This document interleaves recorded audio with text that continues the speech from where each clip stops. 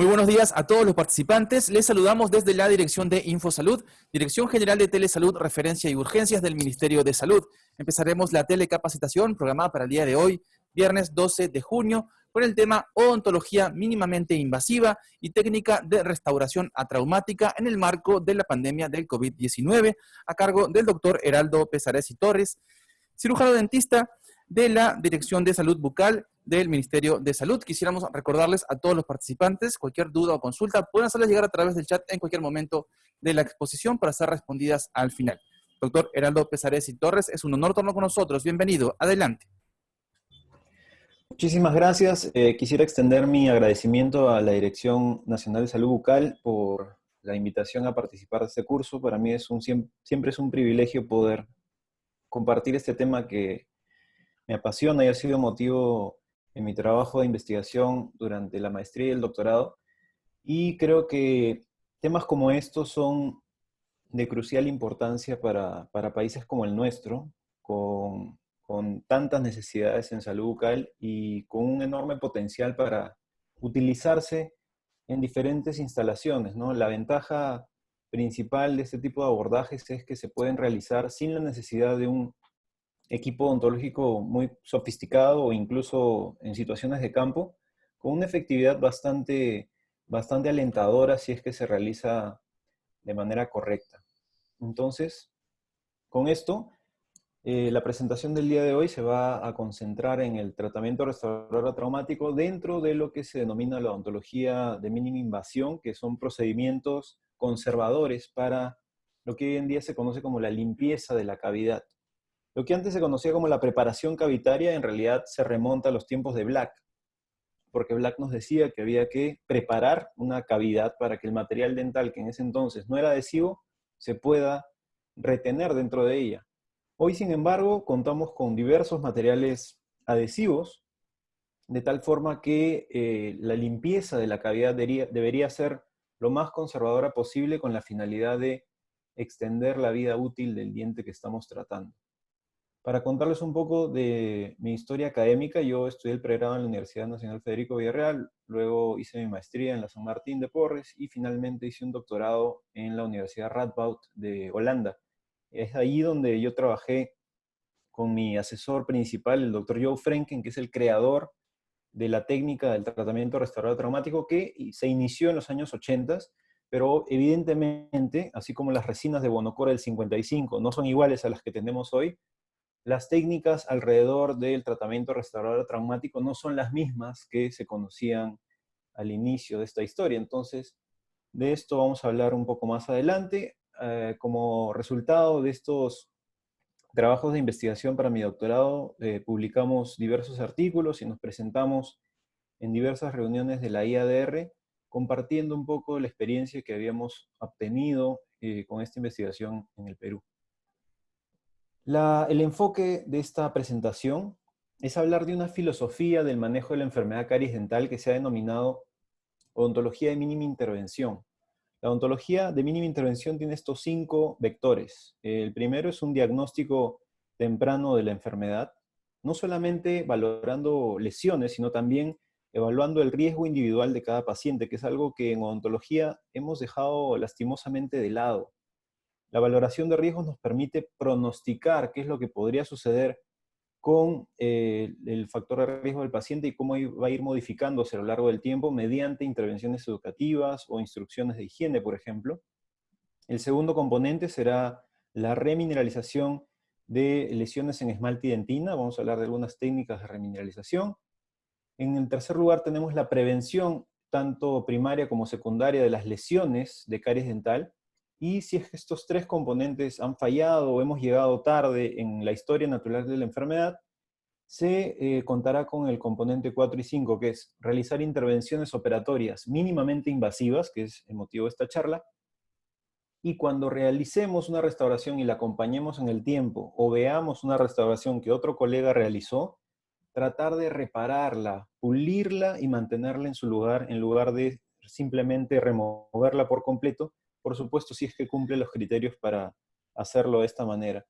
Esto nos permite de alguna forma extender la vida útil de los dientes y no entrar en algo que se ha denominado el ciclo restaurador repetitivo, que lo único que logra es, lamentablemente, quitarle vida útil al diente por procedimientos operatorios más y más invasivos que a la larga terminan en un fracaso catastrófico, como lo ha denominado la literatura. Hablamos del problema principal que nos reúne el día de hoy, que es la caries dental. Lastimosamente, la data epidemiológica de los últimos 30 años no ha cambiado mucho. La caries dental sigue siendo la condición más prevalente de la humanidad y desafortunadamente lideramos el ranking de las enfermedades más prevalentes del mundo. En esta publicación realizada en el año 2013 y que se replicó luego en el 2017, mostraban cómo en una lista de todas las enfermedades que afectan al ser humano, la caries dental está ubicando la primera posición para la dentición permanente y la 10ª posición para la dentición decidua. Es entonces un problema de salud pública a nivel global. En el puesto número 6 ven que también está presente otra condición odontológica que es la periodontitis severa. Así que como profesión tenemos aún una tarea bastante pendiente porque lamentablemente llegamos tarde a la enfermedad. Llegamos ya cuando la caries dental está mostrando los signos y síntomas de la enfermedad y esto también va de la mano con la educación del paciente. Esta tradición o este mal hábito que tenemos de solamente ir al dentista cuando hay dolor o cuando se ve una lesión evidente y no hacerlo parte de una visita regular para prevenir la aparición de la enfermedad. El problema de la caries dental no solamente se limita a las lesiones cavitadas que podemos ver en casos como este, un niñito de 3 años en la zona periurbana de Puente Piedra, que lastimosamente no ha sido incorporado al sistema de salud, no ha sido incluido en revisiones frecuentes que eviten lo que vemos en la fotografía, que es la progresión de la enfermedad de una manera bastante catastrófica, generando inclusive infecciones, una destrucción de su estructura dental, que finalmente no solamente se limita a la misma destrucción, sino que también va a repercutir en la calidad de vida del niño y también de la familia, porque se ha demostrado que el hecho de tener estas lesiones profundas, sensibilidad, no a poder alimentarse correctamente, esos abscesos pueden interferir con su calidad y cantidad de sueño, que en segundo orden tendrá también consecuencias en su capacidad para aprender. Entonces, ven la importancia que tenemos que resaltar en una buena salud bucal, y esto fue también motivo de una publicación de mi doctorado. El problema principal con la caries dental y el entendimiento de la caries dental es que durante décadas la odontología la ha considerado como una enfermedad infecciosa, o se ha denominado por muchos años infecto contagiosa cuando esto no es así. La caries dental es una enfermedad multifactorial, entonces la idea del dentista realizando una limpieza, una remoción de la lesión de caries para buscar la dentina sana es un enfoque demasiado invasivo que hay que modificar, de acuerdo a los paradigmas modernos de la caries dental. Por primera vez en la historia de la odontología se han publicado una lista de consensos en relación a la definición de la enfermedad caries dental, incorporando las visiones de diferentes autoridades en el área de todo el mundo. Estas publicaciones fueron lanzadas en el año 2016 y por otro grupo de Europa en el 2020. En enero de este año ha salido esta publicación sobre la terminología de la caries dental y el manejo de la enfermedad. En estas 3 publicaciones podemos sintetizar la definición moderna de lo que significa caries dental. Caries dental hoy en día se considera una enfermedad dinámica, mediada por biofilm, modulada por la dieta, de naturaleza multifactorial, y se considera hoy en día una enfermedad no transmisible, resultado de la pérdida mineral de la estructura dental y es determinada por otros factores o modulada por factores biológicos, conductuales, psicosociales y ambientales. El principal concepto de esta definición es hablar de una enfermedad dinámica, es decir, puede haber momentos de actividad de la enfermedad y otras que se mantienen inactiva y que es una enfermedad multifactorial no transmisible. No debemos removernos esa idea de la cabeza, la transmisión de las bacterias, que sí va a suceder y es irremediable porque tenemos un microbioma oral y esto es parte de nuestro mismo sistema o nuestro aparato digestivo. Hay bacterias en todo nuestro tracto gastrointestinal, algunas de ellas contribuyen con nuestra salud y es lo propio también en la cavidad oral. La presencia de bacterias Algunas de ellas tienen funciones tan importantes como regular nuestra presión arterial, modular nuestra dieta, entre otras. Pero lo que sucede con caries dentales es que hay un evento conductual que es la alta frecuencia, y esta palabra es importante, la frecuencia del consumo de carbohidratos fermentables o principalmente azúcares industriales. Lo que sucede es que se da un efecto dominó. Cuando hay mucha frecuencia de azúcares, lo que va a suceder a continuación es que las bacterias que producen una mayor cantidad de ácido van a acelerar su actividad metabólica, estos ácidos van a acidificar el medio y algunas bacterias van a desaparecer, y estas bacterias que se han denominado cariogénicas van a empezar a poblar en mayor cantidad la cavidad oral. Y esto es una lista bastante grande de bacterias. Solíamos pensar en el S. mutans como el principal agente causal, pero se sabe hoy que el S. mutans solamente representa el 1% de las bacterias acidogénicas en la boca. Entonces hablamos de una serie de bacterias en las que se incluye el concepto de la disbiosis. No solamente es una bacteria o dos familias de bacterias, sino que se habla de un biofilm, que es un conglomerado de diferentes familias bacterianas, y dependiendo de cuánto madure este conglomerado bacteriano, esa disbiosis finalmente generará la pérdida de estructura mineral que finalmente lleve a la manifestación de la enfermedad. Ahora, estas pérdidas y ganancias minerales se van a dar todos los días. Nosotros cada vez que nos alimentamos vamos a producir un cambio ácido, pero la saliva tiene la capacidad de remineralizar las superficies, y si tenemos una buena higiene oral, esto pasará por muchos años inadvertido. Sin embargo, si es que tenemos esta dieta cariogénica con bastante frecuencia de consumo de carbohidratos y alguna otra condición como una baja producción de saliva en condiciones como la enfermedad de Sjögren o por el envejecimiento mismo del individuo o por tratamientos farmacológicos que disminuyan la producción salival, este será un factor de riesgo a que se pueda manifestar la enfermedad que hemos denominado dinámica. En esta dinámica enfermedad tendremos una fase clínicamente imperceptible antes de la línea roja, y luego tendremos una serie de eventos que van a desencadenar lo que manifestamos como lesiones observables. Las lesiones observables parten de un primer cambio visible en el esmalte, luego microcavitación, luego una cavitación en esmalte evidente, luego un incremento de la lesión a nivel del límite amelodentinario, luego una cavitación y finalmente una cavidad amplia con exposición del piso en dentina, que es lo que herramientas como el código diagnóstico IGDAS llamaría como el umbral de la enfermedad. Es decir, hay varias fases de la progresión de estas lesiones.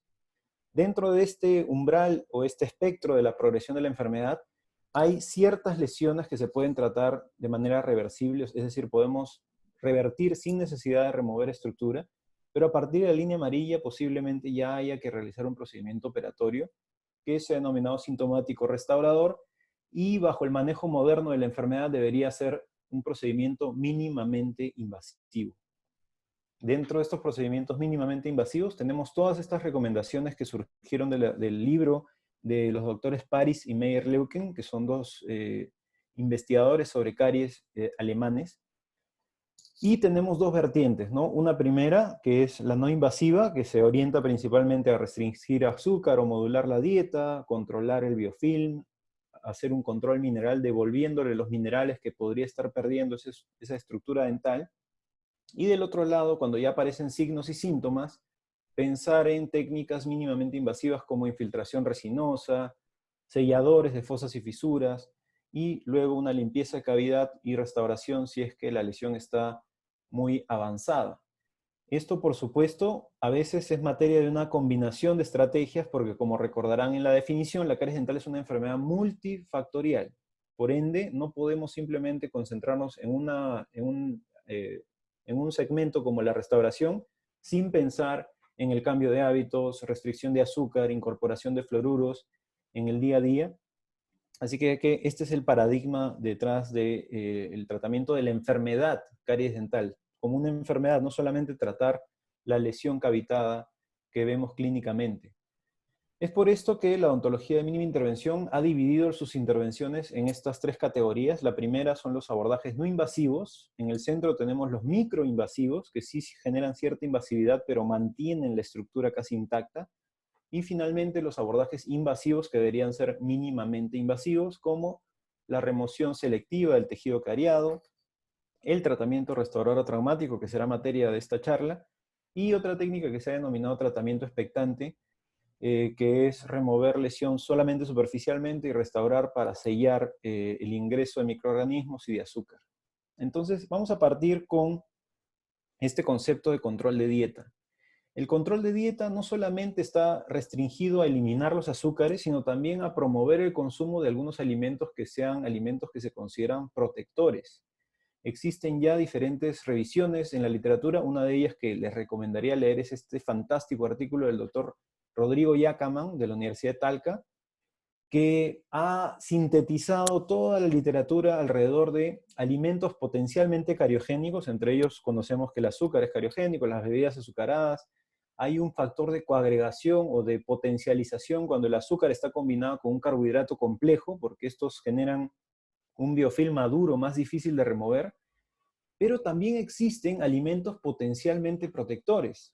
Algunos de ellos por su acción de producción de saliva, y otros se han denominado elementos protectores por su misma composición, como los ácidos grasos o las proteínas, que por un tema de competitividad bacteriana van a promover el crecimiento de las bacterias buenas y van a reducir el potencial de daño de las bacterias potencialmente patológicas.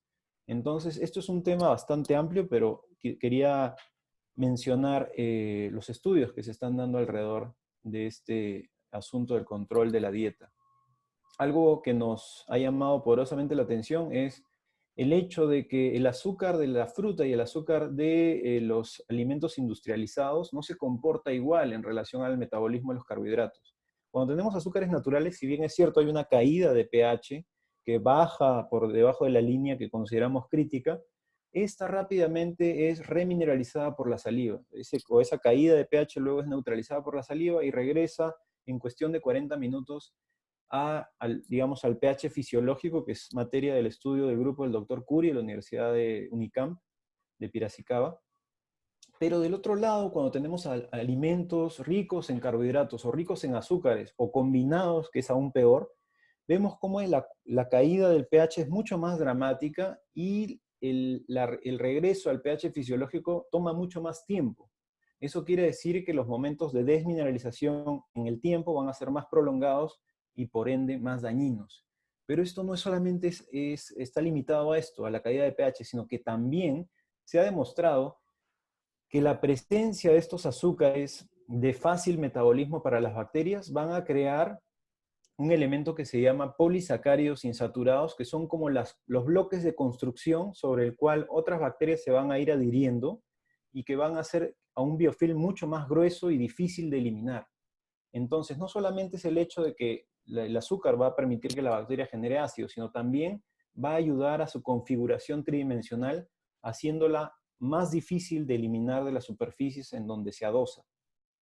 Esto es materia de algunas investigaciones también con microscopía, en las que han demostrado en la imagen de la derecha que estos polisacáridos insaturados también sirven como un mecanismo de transporte de elementos como los ácidos desde afuera hacia la parte de la superficie dental, o los minerales que pierde el diente desde adentro a través del biofilm hacia la saliva.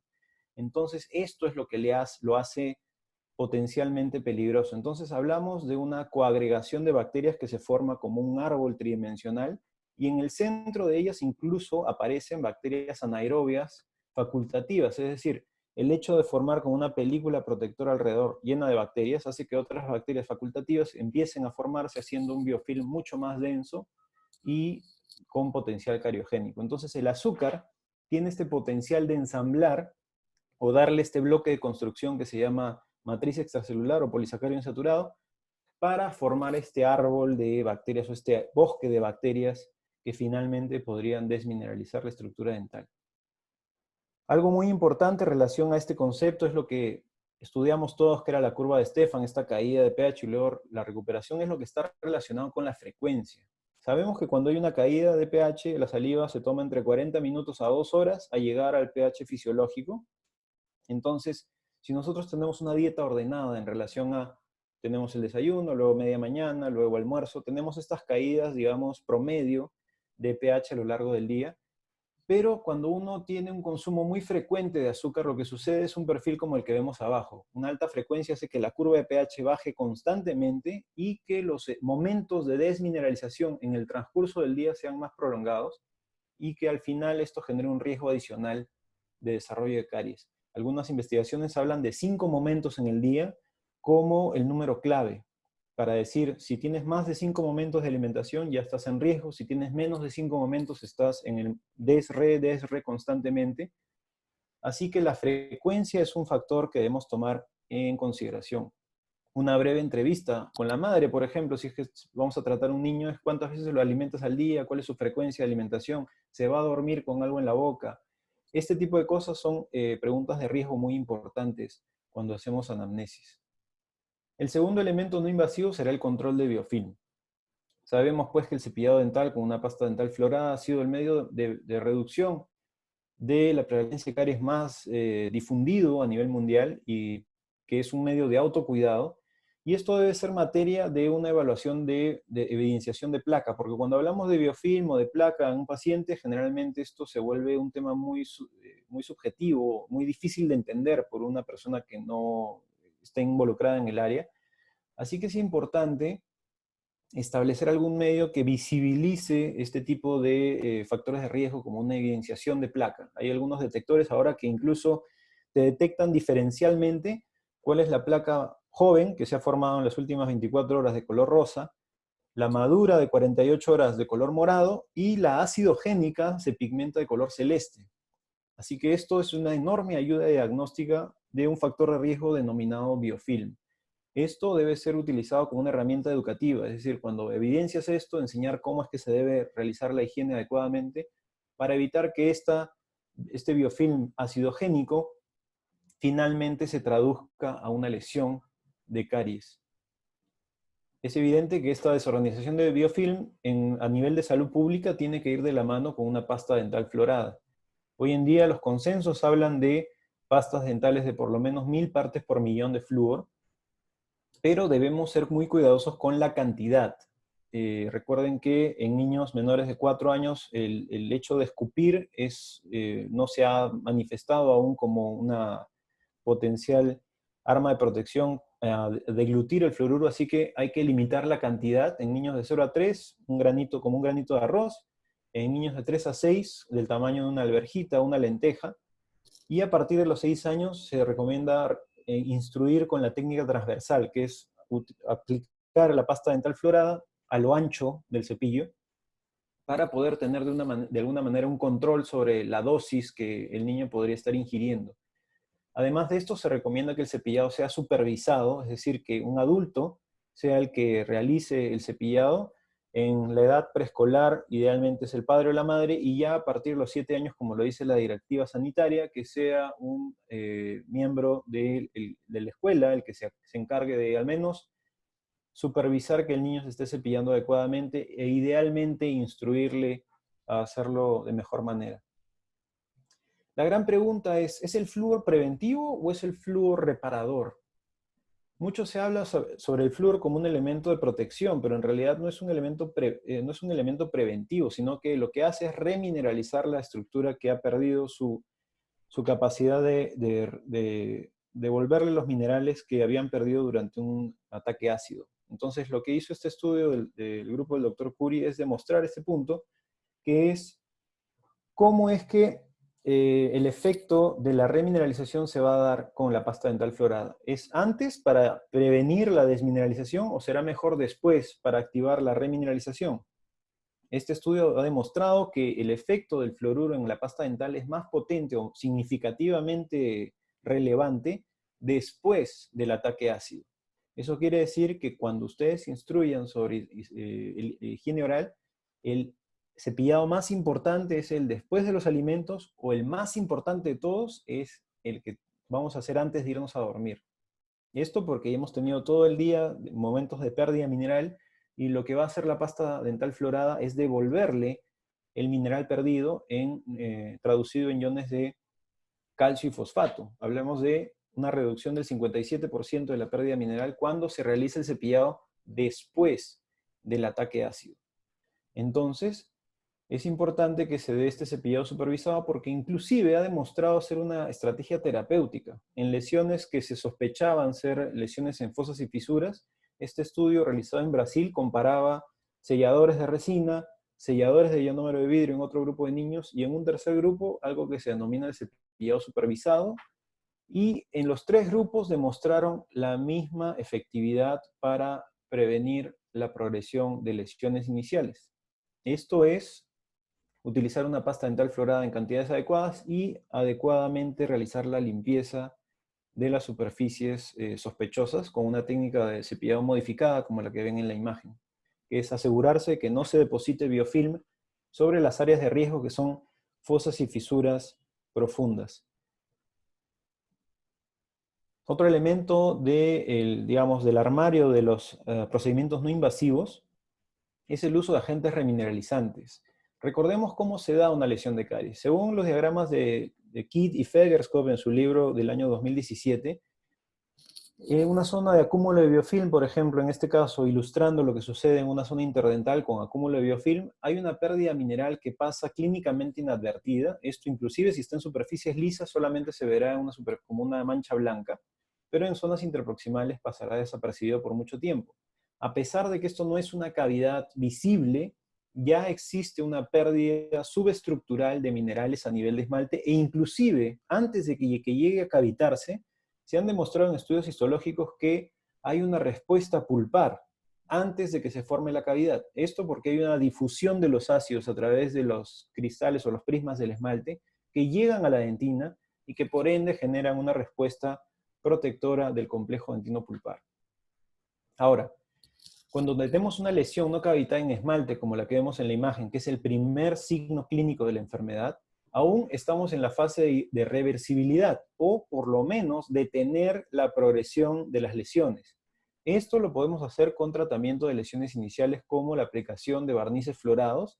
Algunos artículos recomiendan lo que se ha denominado la técnica o la terapia de shock o la terapia intensiva de flúor, que son 2 o 3 o hasta 4 repeticiones de la aplicación sobre las lesiones con la finalidad de devolverle los minerales perdidos a esta estructura dental. Y en recientes estudios con un método que se llama microtomografía se ha demostrado que este devolverle minerales se da a nivel superficial. Es como si superficialmente hubiera un sellado mineral de estas lesiones iniciales, lo que hace que la enfermedad se detenga o la progresión de la enfermedad se detenga en esa superficie particularmente. Esto, por supuesto, tiene que ir de la mano con los otros factores causales de la enfermedad: cambio de hábitos, una buena higiene oral, reducción del azúcar, y por parte del clínico será la aplicación de este agente remineralizante. Y vemos que estas lesiones, que originalmente se veían como lesiones activas, una mancha blanca porosa, que ustedes pasan una sondita de punta redonda y se siente áspera, se puede remineralizar y por el efecto del cepillado y el abrasivo de la pasta dental, esta se termina puliendo y se observa blanca, pero brillante. Y ese brillo es lo que nos da la noción de que se trata de una lesión que se ha podido remineralizar. La siguiente pregunta cuando hablamos de agentes remineralizantes o de agentes fluorados de alta concentración ¿es seguro o no es seguro? Hay mucha preocupación hoy en día en relación al posible consumo y efecto dañino de los medios fluorados, pero ya existe suficiente evidencia que habla acerca de cantidad o dosis específica. Para un niño, por ejemplo, de 20 kilogramos, para que genere un potencial efecto tóxico, tendría que utilizarse 9 blisters de barniz fluorado sobre este niño, o si es que tenemos los que venían en chisguete, tendrías que aplicarle una tercera parte del chisguete para generar un riesgo de toxicidad. Así que, nuevamente, utilizar la cantidad que recomienda para cada edad, con una dosis potencialmente tóxica en el orden de 0.5 miligramos de flúor por kilo de peso. Existen hoy en día publicaciones que se denominan revisiones en red, como esta publicada en el año 2018, que habla sobre las guías prácticas clínicas basadas en evidencia para el tratamiento no restaurador de lesiones de caries. Esta publicada en la revista de la Asociación Dental Americana habla acerca de todo un árbol de decisión, tanto para dentición decidua como permanente, para realizar tratamientos no operatorios, es decir, evitamos la producción de aerosoles, mediante una serie de estrategias no solamente para lesiones iniciales, sino también para lesiones cavitadas. En el lado de las lesiones cavitadas, la principal herramienta que se ha recomendado tanto para dentición decidua como para dentición permanente es el uso del fluoruro de aminoplata. El fluoruro de aminoplata, también indicado en esta publicación de un metaanálisis para tratamientos de caries no restauradores, se enfoca en un agente químico que es el fluoruro de diaminoplata, que va a generar un efecto cariostático, es decir, va a detener la progresión de las lesiones por una sedimentación de algunos iones sobre la superficie en una concentración de SDF de 30%. En una sola aplicación o una aplicación semestral ha demostrado ser más efectivo incluso que el uso del barniz fluorado. Esto orientado a lesiones cavitadas. El fluoruro de aminoplata tiene un efecto sobre la dentina, y es así como debemos indicarlo. En una lesión cavitada en la que ya estemos a nivel de dentina, se debe realizar una limpieza superficial, eliminar el biofilm de la cavidad o realizar una remoción muy superficial de la dentina descompuesta, para que al aplicar este producto químico se produzcan estos fenómenos que vemos en el cuadrado negro. El fluoruro de aminoplata, cuando entra en contacto con la hidroxiapatita de la estructura dental, va a generar dos fenómenos. Primero, la formación de fluoruro de calcio, que es un reservorio de fluoruro que tiene este efecto anticariogénico, y también va a hacer algún tipo de barrera para la formación de este biofilm maduro. Y en segundo lugar tenemos el fosfato de plata, que estos iones van a ingresar en la dentina y la van a pigmentar, pero que esta pigmentación es una manifestación clínica de que se está dando un sellado a nivel dentinario, un sellado químico que va a inhibir la desmineralización y por lo tanto va a detener la progresión de la lesión. Esto, por supuesto, tiene ventajas y desventajas y tiene todo un protocolo de trabajo. Hay que tratar de proteger con vaselina, superficies peribucales, aislamiento relativo y tener muchísimo cuidado con el químico, porque cuando entra en contacto con la superficie de la piel o mucosas va a pigmentar con una mancha marrón que va a salir en 2 o 3 días. Así que hay que advertirle igual al paciente acerca de estos posibles efectos. Secar la superficie, idealmente remover el biofilm y aplicar el producto, que es el fluoruro de aminoplata, y luego de 1 minuto de espera, vamos a ver que esto se pone un poquito oscura, y en el transcurso de los siguientes días o cuando se exponga a la luz, esto va a formar una reacción de oxidación y va a mostrar efectos como el que vemos en la imagen, que es una lesión que se ha oscurecido. Esta es posiblemente un efecto secundario que tendríamos que informar con mucho cuidado al padre antes de realizar la técnica, porque si bien es cierto, detiene la progresión de la lesión, podría generar algunos efectos antiestéticos que podrían no ser muy bien recibidos por el padre, así que hay que informar antes de aplicar. Pasando a las técnicas microinvasivas, la técnica por excelencia en lesiones iniciales en fosas y fisuras son los selladores o los sellantes. Los selladores no solamente tienen un efecto preventivo para inhibir el acúmulo de biofilm en estas fosas y fisuras profundas, sino que también se ha demostrado su efecto terapéutico sin remoción de esmalte. Esto quiere decir simplemente limpiar el sustrato y obliterar la entrada de estas fosas y fisuras con un material de sellado. Esto anteriormente era materia de lo que se denominaban las fisurotomías para garantizar que te vas a adherir a un esmalte limpio. No, este concepto ya no es parte de las recomendaciones de procedimientos microinvasivos.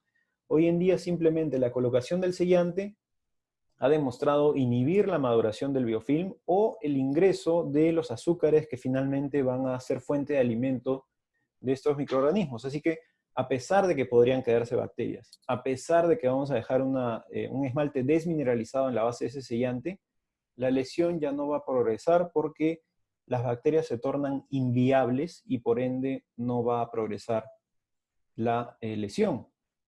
Entonces, dentro de esta publicación que habíamos mencionado de la ADA, está también el uso de selladores para detener o revertir las lesiones en fosas y fisuras, utilizando el uso de selladores y combinarlo con la aplicación de fluoruro de sodio en barniz de entre 3 a 6 meses, dependiendo del riesgo individual del paciente. Pacientes de mayor riesgo o que forman placa y que tienen factores de riesgo adicional deberían ser monitoreados cada 3 meses. Pacientes de bajo riesgo o riesgo moderado cada 6 meses, como una recomendación. Además de esto, han salido publicaciones como esta del grupo del Dr. Schwendike de la Universidad Charité de Alemania, que han demostrado con el mayor nivel de evidencia, que es un metaanálisis, que está en el pico de la pirámide de la evidencia, que los tratamientos microinvasivos y mínimamente invasivos, como los selladores sobre caries, han demostrado ser efectivos para evitar la progresión de las lesiones oclusales iniciales. Entonces, finalmente llegamos a nuestra vertiente de los tratamientos invasivos. Dentro de los tratamientos invasivos debemos recordar que las restauraciones no curan la enfermedad. De nada sirve restaurar sin cambiar hábitos, porque como dice mi profesor Joe Frenken, restaurar lesiones sin cambiar hábitos es como colocar ventanas nuevas en un edificio en llamas. Eso es el símil de simplemente tapar huecos o restaurar lesiones sin cambiar los hábitos que finalmente fueron los que desencadenaron la enfermedad. Y para darles una perspectiva histórica muy breve del tratamiento restaurador traumático, esto empezó, tenemos aquí 2 líneas de tiempo paralelas. En color anaranjado tenemos la evolución de los ionómeros de vidrio, y en color celeste vamos a ver la evolución del tratamiento restaurador traumático. Sabemos que el ionómero de vidrio apareció en el año 72 en esta publicación, se hizo comercialmente disponible con este material solamente para cementación, y en el año 86 aparece lo que inicialmente se denominó como técnica de mínima intervención. En Tanzania, el doctor Joe Frenken prestaba servicios a una facultad de odontología en la que implementaron estos servicios de campo, que eran simplemente evitar las extracciones mediante remoción de lesiones en dentina con cucharillas o con instrumentos manuales, y posteriormente reemplazarlas o restaurarlas con un cemento de policarboxilato con la finalidad de que las lesiones de caries no progresen. Esto fue materia de diversas publicaciones de su autoría, y posteriormente se empezaron a dar unos resultados bastante esperanzadores en relación a que el dolor dental desaparecía, los pacientes ya no se quejaban o no pedían que les extraigan los dientes, porque esa era la terapia en África en ese entonces. Y posteriormente, con buenos resultados de esta primera experiencia en Tanzania, se replican los estudios en Tailandia, en Kenia y en otros países africanos, y empezaron a ver resultados bastante interesantes. Y paralelamente en la industria se comienzan a desarrollar ionómeros de vidrio para otros propósitos, más que para cementación. Se empiezan a crear ionómeros de base, ionómeros para restauración, o ionómeros de vidrio que hoy denominamos de alta viscosidad. Y a partir de este descubrimiento y los estudios que se dieron en China con este material y la técnica del tratamiento restaurador traumático, en el año 94 la OMS lo adopta como una técnica revolucionaria por ser un material que se puede utilizar en campo, sin necesidad de equipos odontológicos muy sofisticados, y se incorpora a sus políticas el 7 de abril del año 94, en el Día de la Salud Bucal. En el año 95 comienzan a aparecer diferentes marcas comerciales de productos ionómero de vidrio de alta viscosidad específicamente diseñados para el tratamiento restaurador traumático. En el 96 se da el primer simposio del TRA a nivel mundial, y se llamó TRA posteriormente porque en el grupo de niños que habían hecho el tratamiento control, que era fresa y amalgama, cuando regresaron a ver a los niños para el control, los niños salieron corridos despavoridos. Y en el otro grupo, en el que solamente removieron selectivamente con cucharillas y restauraron con ionómero de vidrio, los niños estaban con una actitud mucho más positiva ante la segunda visita de los dentistas. Entonces, a raíz de este evento anecdótico se comienza a llamar tratamiento restaurador atraumático, que hoy en día es materia de diversas publicaciones científicas. Se cuentan más de 15 revisiones sistemáticas del tema, y que incluso la Federación Dental Internacional adopta a finales del siglo pasado y que hoy en día se siguen realizando estudios al respecto con materiales mejorados, como los ionómeros de vidrio encapsulados que han mejorado sus propiedades mecánicas.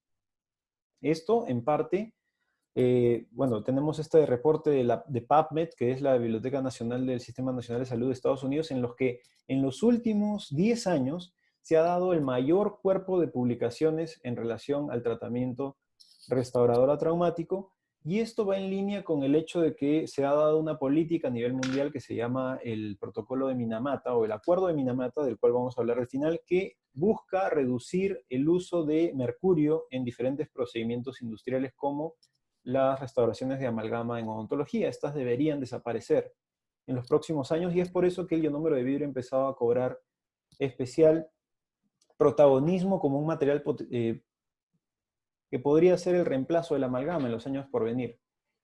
Entonces, dentro de las estrategias que se denominan mínimamente invasivas, tenemos al tratamiento restaurador traumático, que está definido por una estrategia que previene y detiene la progresión de lesiones de caries. Las detiene o las previene con un sellado de fosas y fisuras en riesgo de lesiones de caries, con un ionómero de vidrio de alta viscosidad, y detiene su progresión mediante la limpieza de una cavidad utilizando exclusivamente instrumentos manuales y posteriormente restaurarla con un ionómero de vidrio de alta viscosidad.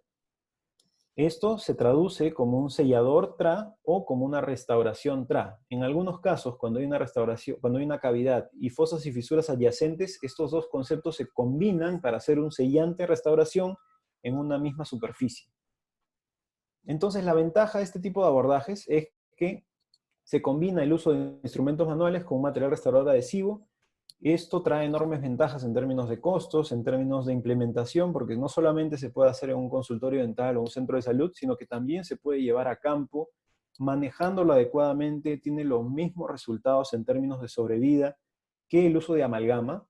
Entonces, este es el enorme potencial que tiene el tratamiento restaurador traumático, y hoy más que nunca por ser un procedimiento libre de aerosoles, como riesgo de transmisión de esta pandemia que estamos sufriendo. Entonces, dentro de los diversos ionómeros de vidrio que tenemos en el mercado, es importante resaltar cuáles son estos denominados de alta viscosidad para utilizarlos como parte del tratamiento restaurador traumático, porque como les mencioné, a partir del 72 que aparece el primer ionómero, han ido modificándose sus composiciones químicas, agregándole tamaño de partícula o relleno inorgánico, lo que hace que haya ionómeros para diferentes indicaciones, para cementación, para restauración, modificados por resina, que son para reconstrucción, reforzados por fibra, etcétera, etcétera. Los más estudiados en relación al tratamiento restaurador traumático y los que mejor éxito han demostrado a largo plazo son los ionómeros de vidrio de alta viscosidad, que han sido parte de lo que se denomina el tratamiento restaurador traumático. Traumático porque no tenemos que utilizar la pieza de mano, en muchos casos no es necesario la anestesia, no hay vibración por una pieza de mano por generación de cavidades. Hay una mínima invasión de la estructura de la lesión de caries porque solamente se remueve selectivamente. Y como utilizamos ionómero de vidrio, que es un material menos susceptible a la humedad, se puede trabajar en condiciones de aislamiento relativo. Las ventajas del ionómero de vidrio están en el orden de su adhesión química con la estructura dental. Van a formar enlaces químicos entre los radicales carboxilos que se liberan como parte de la reacción polvo-líquido y se van a adherir a las radicales calcio del esmalte y la dentina. Conjuntamente con esto es que es un material biocompatible. El ácido poliacrílico, que es un ácido de un compuesto molecular, un peso molecular bastante grande, no va a atravesar los túbulos dentinarios, de tal forma que esto no va a generar, en la mayoría de los casos, una respuesta o sensibilidad postoperatoria. El mismo coeficiente de expansión térmica de la dentina, lo que lo hace un material muy biocompatible también, va a liberar flúor durante las primeras 24 horas, y se ha denominado que posteriormente a esa liberación intrínseca que tiene el material, lo que va a hacer es sufrir algo que se denomina el efecto cisterna, es decir, va a convertirse en un almacén de flúor que va a liberarse más lentamente, y es por esto que algunas investigaciones atribuyen que el ionómero de vidrio previene la formación de la temida lesión de caries marginal, que es el principal motivo de recambio de restauraciones que puedan fracasar luego del tiempo. La composición del ionómero de vidrio es, como su nombre lo dice, partículas vítreas que se forman mediante un proceso químico de sinterización y luego las muelen para generar este polvillo de vidrio, flúor, aluminio, silicato. Dependiendo del producto, hay algunos que tienen calcio, otros que tienen estroncio, otras que le incorporan lantano para tener un componente radiopaco. Y esto va a depender del producto que se utilice. Y en el líquido tenemos un copolímero ácido, que se denomina más comúnmente ácido polialquenoico o ácido poliacrílico, que incluye diferentes compuestos complementarios como el ácido tartárico, el ácido maleico, y es 40% agua. La importancia del agua aquí es que el agua va a servir como un vehículo de transmisión de los electrones o de los cationes que se van a liberar cuando se realice la mezcla. Entonces, este concepto particular es fundamental para entender cómo es que va a interactuar la liberación de iones con el sustrato dental. Y también el manejo del material. Cuando se unen estos dos compuestos, el polvo y el líquido, lo que va a suceder es un fenómeno químico que se llama lixiviación, que es el líquido va a atacar las superficies vítreas y este vidrio, un elemento sólido, va a comenzar a liberar diferentes cationes, aluminio, calcio principalmente, y también flúor. Ahora, la importancia del orden en que se da esta liberación es importante para determinar algunas propiedades mecánicas, porque primero se van a formar los enlaces dobles de calcio y radicales carboxilos, no solamente dentro del ionómero, sino también con la estructura dental, que estos son enlaces débiles. Esto es lo que nosotros vemos clínicamente como el fraguado inicial que se da entre los 3 y los 5 minutos que hemos colocado el material. Sin embargo, estos enlaces débiles pueden hacer que se rompa el material si es que no mantenemos la superficie restaurada protegida y además de esto libre de carga masticatoria. Es por eso que se recomienda que postclínicamente no haya alimentación o no muerdan nada los niños o los pacientes tratados con esto por lo menos 1 hora e idealmente no se consuman alimentos muy duros en las primeras 24 horas. ¿Por qué? Porque una vez que se da este enlace débil de calcio, cuando pasa la fase que se denomina maduración, estos enlaces de calcio se van a empezar a reemplazar por un enlace más fuerte, que son los enlaces de aluminio. Los enlaces de aluminio van a hacer que el material solidifique y llegue a un estado mecánico mucho más resistente y que a la vez también se formen enlaces químicos internos más resistentes. Esto se da a partir de los 15 minutos hasta las 24 horas e inclusive hay algunos estudios que hablan de que sucede incluso semanas y semanas después de haberse colocado el material. Y luego se forma pues todo este entramado, esta red de conexiones iónicas, por eso se llama ionómero, porque hay diferentes iones interactuando dentro del medio, principalmente liberando cationes como el aluminio, el calcio, el fosfato, que van a interactuar con la estructura dental formando algo que algunos investigadores han llamado la capa hipermineralizada de intercambio iónico. Esta es una capa permeable, es decir, permite que ingresen iones al diente y que el diente libere iones de calcio y fosfato, formando una zona de interdigitación entre ambas estructuras, que incluso es más resistente al ataque ácido que cualquiera de las dos de manera aislada. Entonces aquí hablamos de que la suma de estos dos elementos es más que sus partes independientes, o que la suma de las partes. En estudios muy interesantes de microscopía electrónica de barrido del Dr. Ngo, de la Universidad de Adelaide en Australia, muestra cómo es que el ionómero y la superficie del esmalte o la dentina grabada muestra una interacción química que va a formar algo que es similar a una capa híbrida, que muchas veces vemos en restauraciones con resina, pero es una unión química íntima. Es decir, va a haber una cierta quelación de la superficie y se van a interdigitar ambos elementos formando una unión bastante resistente. Es tal la interacción entre estos dos compuestos, el ionómero y la superficie dental, que en algunos estudios de tinción de Mallory, por ejemplo, como la que vemos en esta publicación, se vuelve indistinguible en dónde empieza el diente y dónde empieza el ionómero de vidrio. Se forma una fusión de ambos materiales. Y esta es una de las enormes ventajas del material. Otra de las ventajas del material es que va a depositar elementos como el estroncio, el calcio y el flúor en lesiones, cuando hacemos una remoción selectiva y se deja dentina blanda en la base de la cavidad, esta se va a remineralizar por el depósito de calcio, fosfato, estroncio y flúor que se ha encontrado inclusive hasta casi 1 milímetro dentro de la dentina subyacente.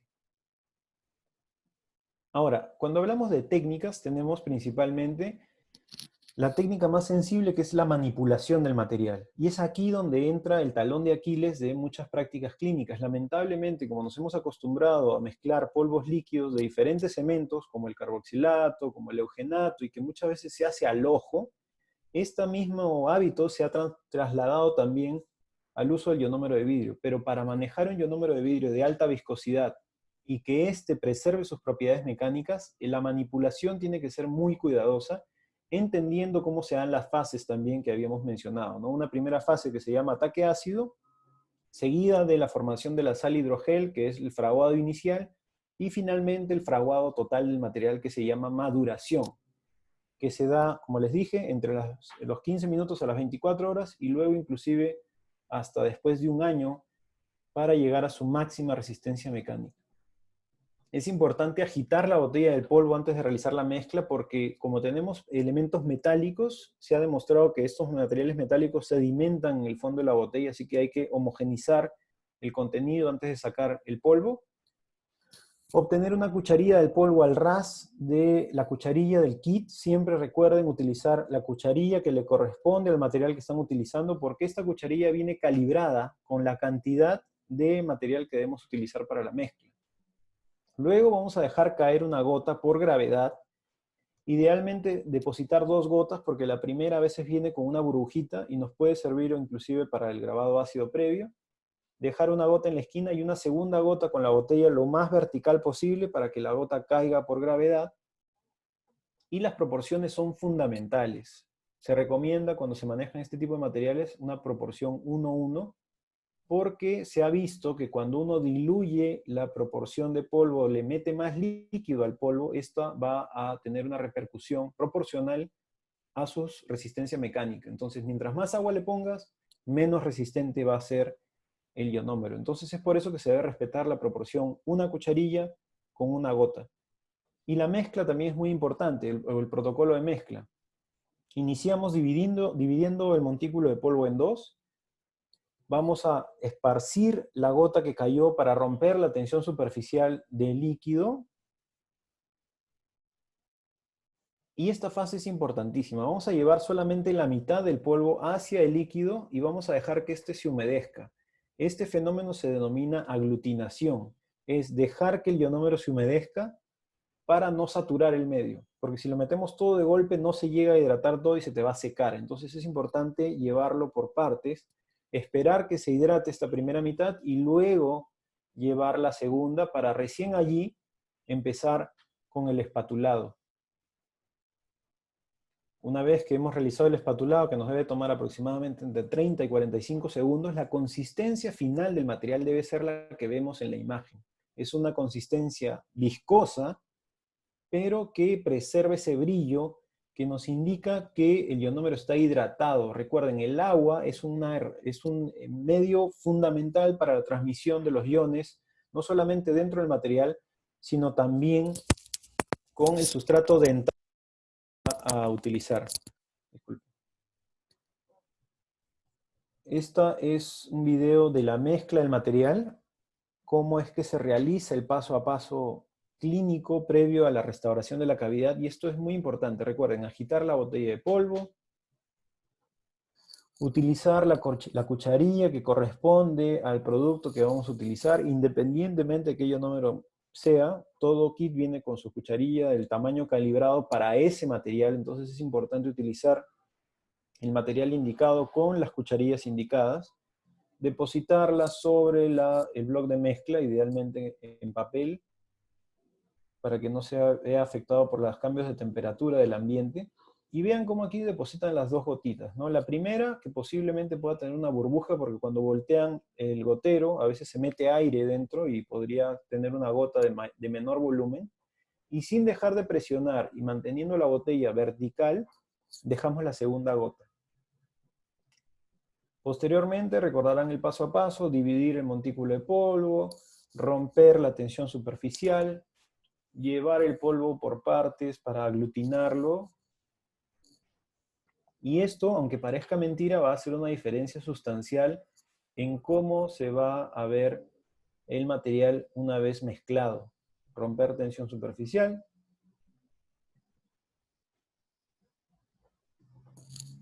Llevamos la primera mitad del ionómero hacia el líquido, dejando que este se hidrate.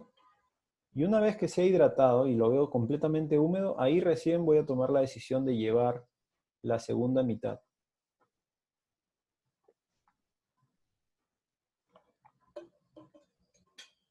Y completo mi espatulado. Hay mucha gente que yo sé que le encuentra este paso frustrante porque uno siente el ionómero muy rígido, pero es un tema de curva de aprendizaje. Es entrenarse en la mezcla, o si trabajan con asistente, entrenar al asistente para que lleve ese material a esta consistencia. Un material viscoso, pero que preserve el brillo para luego llevarlo a la cavidad o a la superficie oclusal si van a hacer un sellante. La mezcla es igual para ambos procedimientos. Existe sí un efecto de la temperatura y es por eso que hay que tener precaución en áreas muy cálidas. El promedio de temperatura de laboratorio en los que se realizan estas pruebas son 25, 20 grados. Y se ha demostrado que en un rango de 10 grados más o menos podría influenciar en el tiempo de fraguado. Es decir, en áreas más calientes va a acelerarse la reacción, en áreas más frías la reacción se hace más lenta. Así que hay que tener cuidado con eso. Idealmente, una vez realizada la mezcla, se debería cargar este material a una punta de tipo Centrix, como la que vemos en la imagen, que nos permite inyectar el material dentro de la cavidad, porque esto ha demostrado reducir la cantidad de burbujas y reducir también la aspereza superficial que finalmente se traduce en una resistencia mecánica. Este estudio del grupo de la doctora Rayo en la Universidad de Sao Paulo demuestra que luego de 2 semanas de maduración, el ionómero de vidrio inyectado con este dispositivo tiene un 45% más dureza de NUP en comparación con la aplicación solamente con espátulas portacemento. Esto principalmente porque se generan microburbujas en el material y estas burbujas se van a ir conectando, generando las temidas microfracturas y que posteriormente el material pueda fracturarse. Esto, nuevamente, el tema de las burbujas está relacionado a la rugosidad del material. Mientras el material sea más rugoso o áspero, más susceptible será a fracturas, acúmulo de pigmentos superficiales, acúmulo de biofilm también y la generación de las microfracturas que finalmente se van a traducir en un fracaso clínico. Ahora, una de las ventajas que habíamos mencionado del ionómero de vidrio es que libera flúor, pero esta liberación solamente se va a dar clínicamente relevante las primeras 24 horas y luego se va a ir liberando lentamente en cantidades insignificantes hasta que se agota luego de 3 meses. Sin embargo, cuando el ionómero está en boca y se ve expuesto a un medio fluorado local, ya sea pasta dental, o un agente fluorado como un gel de flúor o un barniz fluorado, idealmente debería ser un barniz fluorado cuando haya ionómeros, este se va a recargar y luego va a liberarlo lentamente, lo que se ha denominado el efecto cisterna, es decir, almacena flúor del medio externo y luego lo va liberando lentamente, lo que le da una ventaja adicional. Todos los ionómeros de vidrio han demostrado liberación de flúor en mayor o menor medida. Esto realmente no es tan significante, más que el hecho que los ionómeros tienen también diferentes características de resistencia al desgaste. No todos los ionómeros son iguales, hay que utilizar aquellos que se han denominado de alta viscosidad o los que tengan mayor estudio en relación al tratamiento restaurador traumático para garantizar la sobrevida a largo plazo. Entonces, ya hablamos de las propiedades del material, cómo se mezcla, cómo debemos llevarlo a la cavidad. Ahora quiero mostrarles brevemente cuál es el paso a paso clínico, tanto para selladores TRA como para restauración TRA. En el caso de los selladores, lo hemos mencionado anteriormente, el sellador no solamente es un agente preventivo, sino también puede ser terapéutico en lesiones iniciales, sin la necesidad de remover el sustrato o hacer las que se conocían en los 90 como las fisurotomías, porque esto ya estará invadiendo el sustrato y lo ideal es mantenerlo intacto. Ya es parte también del consenso que les mencioné sobre el manejo de caries dental. Esta publicación de enero de este año habla acerca de estos dos sellantes. El sellador preventivo, que se da como una estrategia de prevención primaria en lesiones, en dientes sanos, pero con fosas y fisuras profundas. Y el sellante terapéutico se le ha denominado este medio de prevención secundaria, es decir, cuando la enfermedad ya apareció, pero la lesión está limitada a las fosas y fisuras, podemos aplicar estos selladores como una herramienta de detener la progresión de la enfermedad. La mayor divulgación en relación al uso del ionómero de vidrio como un material de sellado ha sido siempre orientada a los casos en los que no se puede hacer aislamiento absoluto, como los dientes en erupción, por ejemplo. Idealmente sí, se debe utilizar este ionómero si es que vemos riesgo de caries en fosas y fisuras, en dientes en erupción, porque el ionómero de vidrio eh, tiene, mayor tolerancia por la humedad y por ende se puede trabajar con aislamiento relativo.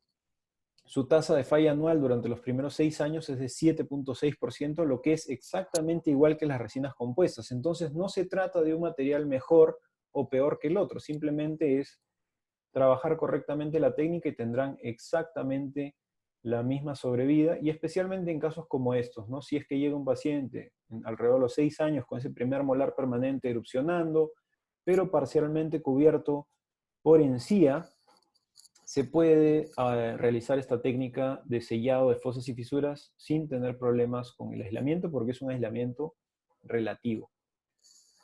¿Qué tan efectivos son los selladores con ionómero de vidrio? Estudios de 5 años han demostrado que son 2 veces más protectores que cuando no se realiza ningún tratamiento, simplemente se hace instrucción de higiene oral, así que en casos que uno lo considere necesario, es decir, cuando haya riesgo moderado o alto a caries o se trate de un niño que ya tenía lesiones previas en dentición decidua, este sellador en dentición permanente será una medida de salud pública de enorme impacto. La técnica es aislar con algodón la zona a tratar. Utilizamos un explorador de punta fina, pero no es utilizarlo con mucha fuerza, solamente para eliminar algún resto de alimentos o biofilm que se haya podido depositar dentro de estas fosas y fisuras.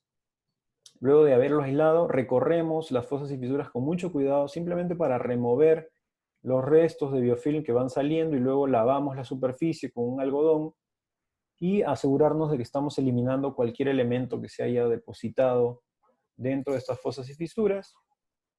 Realizamos un condicionamiento ácido con ácido poliacrílico, es decir, podemos utilizar algunos productos que ya vienen comercialmente disponibles como ácido poliacrílico para condicionador de ionómero de vidrio, o también se puede utilizar el líquido del kit. El líquido del kit de ionómero es ácido poliacrílico, solamente que hay que diluirlo porque la concentración es muy alta. Los que vienen comercialmente en el mercado tienen 20%, la botella de líquido para el ionómero de vidrio tiene entre 40 y 50%, así que hay que diluirlo.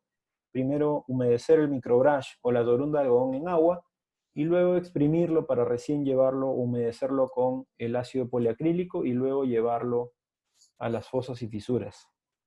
Hay mucha gente que dice, pero ¿para qué vas a grabar si es que ya el material es ácido, se graba solito? Pero no, es en realidad no solamente se trata por condicionar la superficie, sino también se ha demostrado que el condicionamiento previo con ácido poliacrílico de alguna forma viabiliza los iones de calcio de la estructura del esmalte y la dentina, y por ende muestra valores adhesivos superiores cuando se ha realizado el grabado. Posteriormente, luego de haber grabado, vamos a lavar y secar igual con torundas de algodón. Evitar el uso de jeringas triples para lavado secado, porque esta la puede desecar. Nosotros necesitamos que la superficie de las fosas y fisuras no estén desecadas, sino parcialmente secas, es decir, que se mantengan brillantes, porque recuerden, el agua es el vehículo de interacción iónica. Y luego llevamos el material. ¿Con qué lo vamos a llevar? Idealmente deberíamos llevarlo con una espátula portacemento o con una punta Centrix, como habíamos mencionado. En el caso de selladores no hace mucha diferencia en realidad, porque no hay tanta demanda mecánica, pero sí es importante llevarlo adecuadamente hacia las fosas y fisuras. Y luego la técnica TRA nos habla del paso de la presión digital. Es decir, vamos a colocar una capa muy delgadita de vaselina en gel y presionar la superficie que hemos colocado del ionómero para que material se vuelva tixotrópico, es decir, que la presión haga que el ionómero ingrese hasta el fondo de las fisuras y se adhiera y selle los márgenes perfectamente bien. Y aunque suene arcaico, es enormemente efectivo. Hay cortes de dientes extraídos por ortodoncia con selladores que han demostrado que el ionómero ingresa hasta el fondo de la fisura sin importar la estrechez de la misma. Entonces, esa presión digital es muy importante y debemos mantenerla por unos 30 segundos, y cuando saquemos el dedo no es sacarlo de una manera, digamos, vertical, sino que hay que tratar de hacerlo deslizándolo hacia un lado, porque podemos sufrir cierta adhesión del ionómero en el guante, así que hay que deslizarlo hacia un lado para que no haya riesgo de estar desprendiendo el material de la fisura tratada. Finalmente, una vez que hemos removido el dedo, limpiamos los excesos laterales que se pueden haber formado alrededor del diente, no tocar la superficie oclusal, solamente lo que se ha, digamos, desprendido hacia los lados, hilo dental en la zona interproximal. Y debemos esperar entre 5 minutos debemos esperar aproximadamente 5 minutos para el fraguado inicial, que es esta fase hidrogel que termina en 5 minutos para luego hacer el control de oclusión. Idealmente, la oclusión debería recaer en cúspides o vertientes, no deberían caer en el ionómero. El ionómero de vidrio, como ven en la imagen, debe limitarse a las fosas y fisuras, no es un bloque de ionómero que cubra todo el diente, sino solamente limitarse a fosas y fisuras. La ventaja del ionómero de vidrio en estos casos es que, como se genera esta adhesión química, adicional al hecho de que el ionómero no va a contraerse cuando fragüe, han demostrado en estudios de microtomografía que no hay filtración marginal del ionómero de vidrio. Entonces, esto los pone inclusive en un estado mucho más ventajoso que el uso de selladores a base de resina, que han demostrado filtración.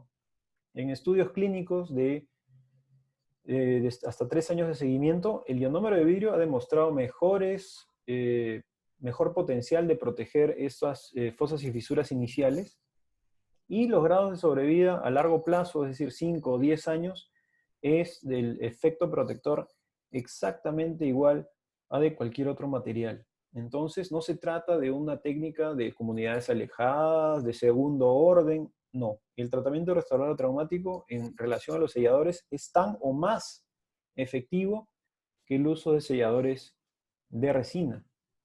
Este es más o menos el perfil de sobrevida que se ha dado con el tiempo. Y esto quisiera resaltar el hecho de que sobre vida clínica hablamos de presencia o ausencia del material clínicamente visible. Ahora, algo interesante sucede con el ionómero en relación a que a pesar de que clínicamente parece que se ha desvanecido o se ha desgastado, hay estudios de estudios de microscopía electrónica de barrido que demuestran que en esas áreas donde originalmente estaba este sellador, permanece el efecto del ionómero como protector porque queda adherido a la base de las fisuras. Esto es el paso a paso clínico demostrado de principio a fin, que está disponible en un artículo que publicamos el año 2013, que fue el motivo de mi tesis de grado, en el que hicimos estudios de ionómero de vidrio como sellador en una comunidad de Mala, a las afueras de Lima, y los acompañamos durante 1 año y luego durante 2 años. Y demostramos que todos los dientes tratados, luego de 2 años, se mostraba, independientemente de la presencia total o parcial del ionómero, que el 96% de los dientes tratados luego de 2 años permanecían libres de lesión de caries, y esto era una comunidad de alto riesgo. Esto, como les mencioné, debido a que el hecho del ionómero de vidrio estar presente clínicamente o no, parece no ser tan relevante como el hecho de que permanezca libre de caries, que es finalmente la finalidad de la colocación de un sellador. Este estudio, que se realizó con impresiones con silicona y luego transferirlo a un modelo epóxico, demostró que al fondo de las fisuras, a pesar de que clínicamente no se ve el ionómero, parece aún haber remanentes del material que extenderían su efecto preventivo a larguísimo plazo. Estamos hablando de 13, 16, 17 años después de haberse colocado sin necesidad de recolocación. Ahora, en el área de las restauraciones, debemos incorporar un factor adicional que es la limpieza de la cavidad. El manejo del material es exactamente el mismo. El ionómero de vidrio se mezcla igual, se lleva la cavidad igual, presión digital igual, pero hay un paso previo que es la limpieza de la cavidad, Y esta limpieza de la cavidad está dentro de lo que se ha denominado el Consenso Internacional del Manejo de Lesiones de Caries, publicado en el año 2016. En este consenso se habla del tratamiento restaurador traumático no solamente para dentición decidua, sino también inclusive para dentición permanente, como una técnica recomendada de mínima invasión, de la mano con un concepto que se llama remoción selectiva. La preparación cavitaria de las que nos hablaba Black a principios del siglo pasado, que era esta extensión por prevención o una cavidad autorretentiva, estaba orientada principalmente al material con el que trabajaban en ese entonces. Eran principalmente materiales a base de amalgama que no se adherían al sustrato, pero hoy en día con materiales adhesivos, como les mencioné al inicio de la charla, deberíamos limitar la remoción de estructura que potencialmente podría preservarse, y esto extendería la vida útil de este diente tratado. El concepto detrás de la remoción selectiva es solamente remover esta dentina cariada superficial, mal llamada por Masler infectada, y que lamentablemente es un concepto que se ha difundido muchísimo. Infectada no es porque no hay una infección, sino hay una presencia bacteriana, sí, entonces se llama dentina cariada superficial o dentina cariada descompuesta. Esta dentina es necrótica, tiene bacterias, hay que removerla porque ya no nos sirve para la adhesión, pero debajo de ella, como un mecanismo de defensa, la dentina va a depositar cristales de trifosfato tricálcico, lo que lo convierte en una dentina cariada profunda, es decir, no es igual que una dentina sana, pero tiene potencial de remineralizar. Masler la llamó a esta afectada. Si quieren preservar el término, no hay tanto problema, pero el término dentina infectada debería salir de nuestro diccionario por completo, y hablar de un principio de remoción selectiva como parte de las recomendaciones de esta publicación de principios de año. Esta remoción selectiva, como les mencioné, se debe concentrar en esta capa externa, que es la zona necrótica. Esta fotografía gentilmente cedida por la doctora Soraya Leal y el doctor Leandro Hilger de la Universidad de Brasilia, que muestra en una imagen clarísima cómo es que se da la degradación del colágeno a nivel dentinario. Una zona que denominada también de destrucción total externa, que es la que podemos remover fácilmente con las curetas. Sin embargo, hay una zona en la que se han depositado minerales y que se tiene potencial de remineralizar si es que restauramos. Es decir, si evitamos que las bacterias sigan generando ácidos, degradando el colágeno, y sellamos periféricamente bien la cavidad, esta dentina se va a remineralizar. Y esto es muy importante, no llegar a esa dentina sana que creíamos anteriormente, o que lo que nos enseñaban en la universidad de el grito dentinario. Espero que no se siga enseñando, pero a mí me lo enseñaron así. Llegar a una dentina grito dentinario quiere decir que estamos llegando a esa dentina verde que vemos en la base, que es una dentina sana, que ya está muy cerca a la pulpa, y que podríamos generar un riesgo de una exposición pulpar innecesaria. Entonces, esta técnica de remoción selectiva busca una máxima preservación del tejido dental, manteniendo o extendiendo la vitalidad pulpar, y también reduce el procedimiento clínico, haciéndolo más amigable y promoviendo la vitalidad de la restauración. Esto obviamente no es algo nuevo, esto se remonta a los estudios del grupo de Fusayama en finales de los 80, que hablaba acerca del ingreso bacteriano a la dentina, una degradación o destrucción total, pero en el centro hay un intercambio constante de pérdida y ganancia de iones, de cristales minerales, interna porque viene desde el complejo dentino-pulpar. Las prolongaciones odontoblásticas depositan beta-fosfato tricálcico, y los ácidos de las bacterias van a quitárselos poco a poco a través del reto ácido que se da durante las caídas de pH. Pero esa zona intermedia es aún una dentina vital, entonces esta hay que preservarla. La gran pregunta es cómo diferencia una de la otra. Utilizando instrumentos manuales y con un correcto entrenamiento de habilidades táctiles, podemos diferenciar, o permite al clínico poder percibir cuál es la consistencia entre una dentina degradada totalmente y una dentina con potencial de remineralizar.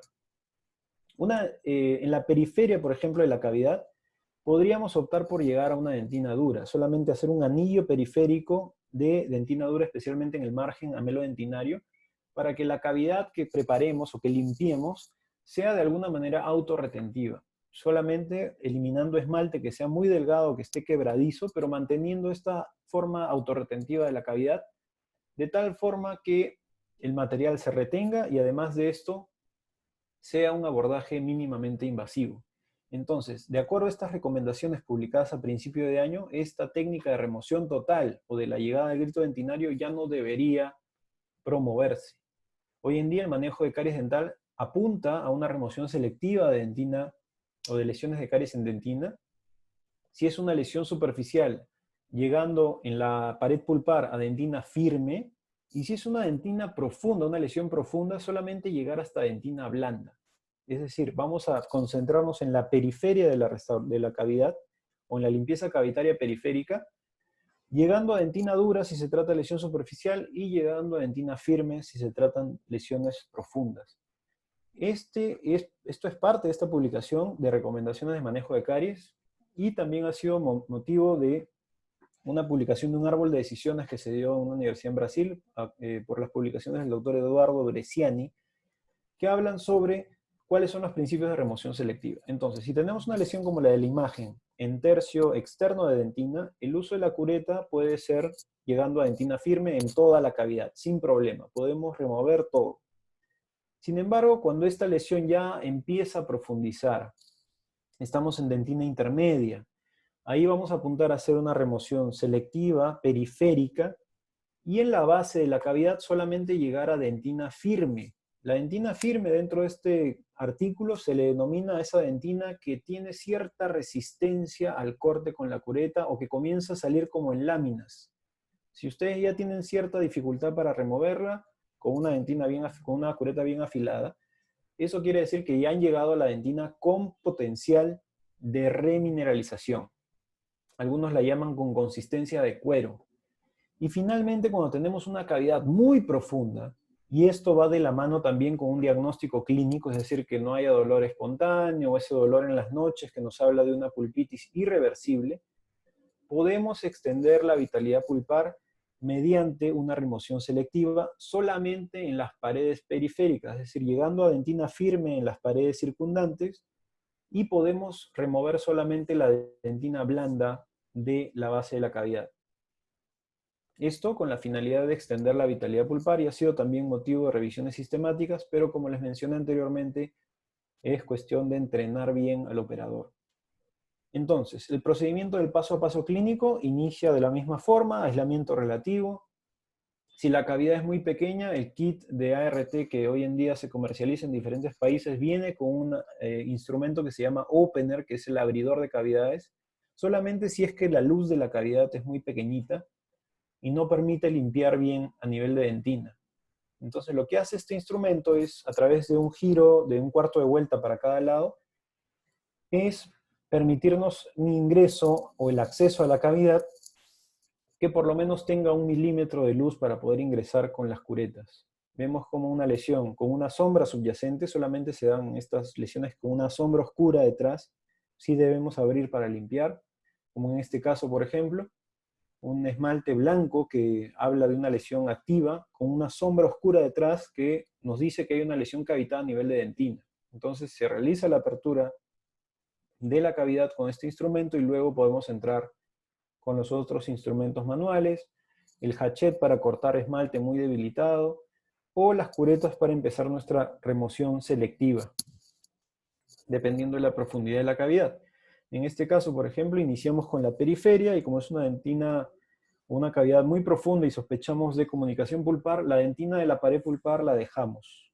Ahora, la técnica del paso a paso inicia entonces con esta remoción periférica de la dentina descompuesta, la dentina cariada superficial, especialmente en este límite amelo-dentinario, porque es ahí donde vamos a garantizar el sellado de nuestra restauración. Entonces, esta dentina mal llamada por Masler infectada, hoy en día la conocemos como dentina cariada superficial, se tiene que preservar con la finalidad de tener una restauración, un abordaje mínimamente invasivo. Entonces, esta dentina subyacente la podemos dejar en su lugar y continuar con nuestra instrumentación en la base o en la pared pulpar. Y cuando lleguemos a esta dentina que genera cierta resistencia, esa es la dentina cariada profunda. Esa la podemos dejar. No hay necesidad de removerla. Así que el principio de la instrumentación mecánica con el abordaje del tratamiento restaurador traumático apunta a una remoción selectiva, más que todo en la periferia. Garantizar por lo menos tener 1,5 milímetros en la periferia de la cavidad que nos garantice tener una adhesión a esmalte y a dentina periférica en buen estado que selle la cavidad y por tanto evite el ingreso de bacterias o de alimentos que formen un biofilm potencialmente cariogénico. Entonces, para diferenciar una de la otra, empezamos, miren, en un caso con dentición decidua, apuntando siempre a la periferia, ¿ven? A ese límite amelodentinario que sale esta dentina fácilmente. Esta es una dentina blanda, totalmente descompuesta. El paciente no tiene sensibilidad porque estoy removiendo dentina necrótica. Y la remoción selectiva, solamente en las paredes circundantes. No estoy tocando la pared pulpar. Es una dentina de mediana profundidad, entonces en la pared pulpar voy a entrar en ambas cavidades hasta dentina firme, para luego restaurarla con ionómero de vidrio. Este caso ya tiene 3 años de acompañamiento, y si bien es cierto se ve una sombra, esa sombra es porque la lesión inicial estaba bastante oscurecida, tenía parte de dentina esclerótica.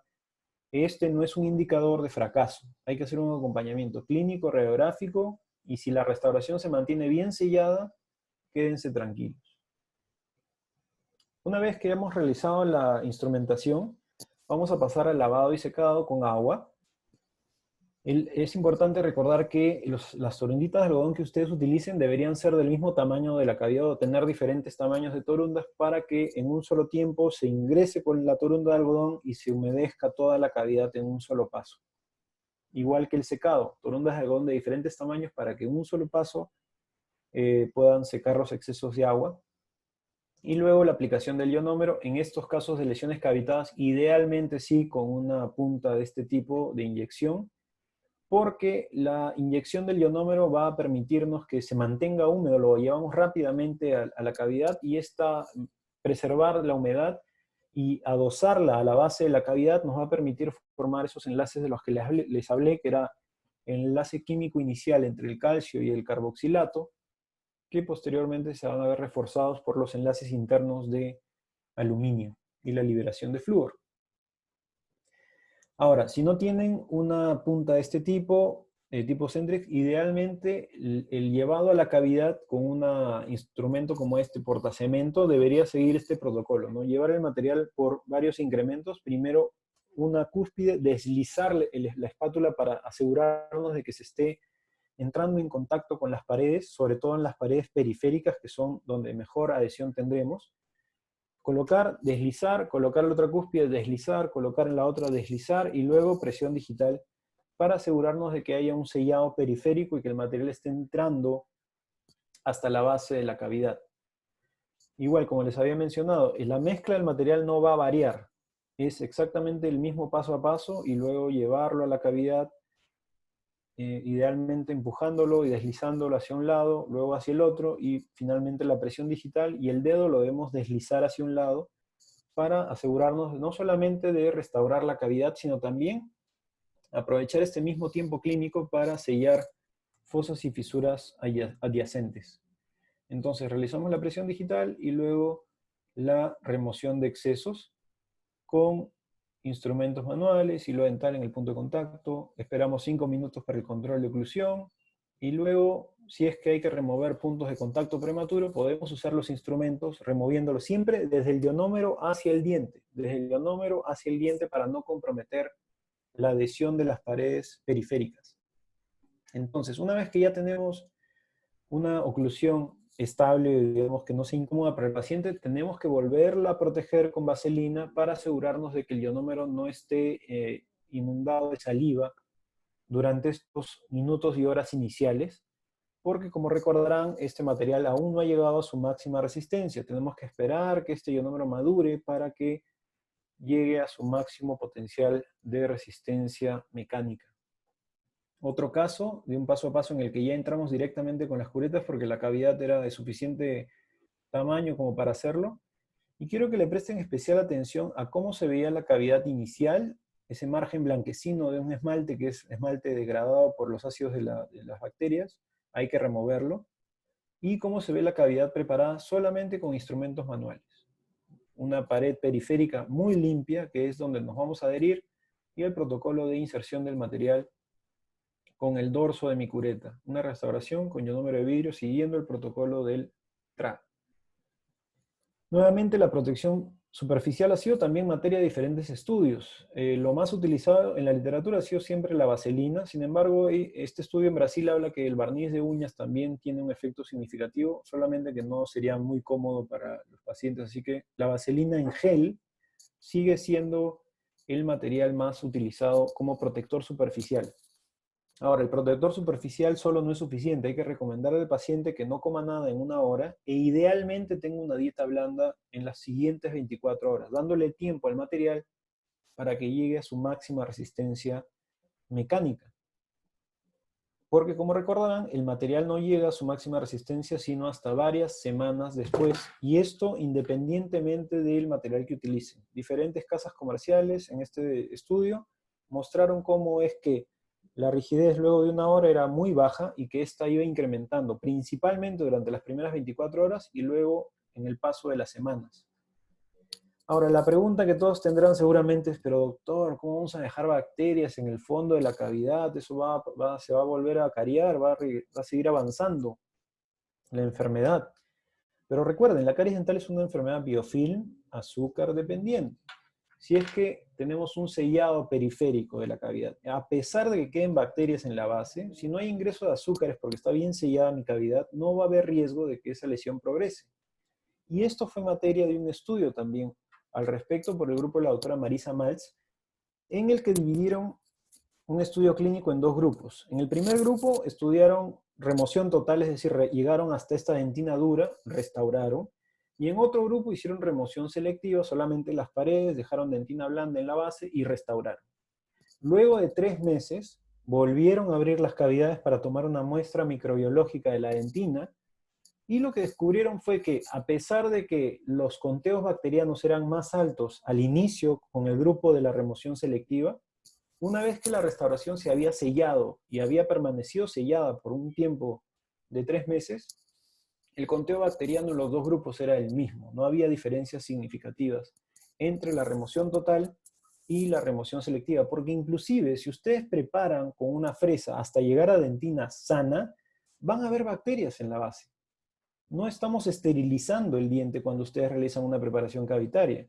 Si ustedes han utilizado una fresa removiendo dentina contaminada y llegan a dentina estéril, ya la están contaminando. Entonces, no hay forma de esterilizar una cavidad.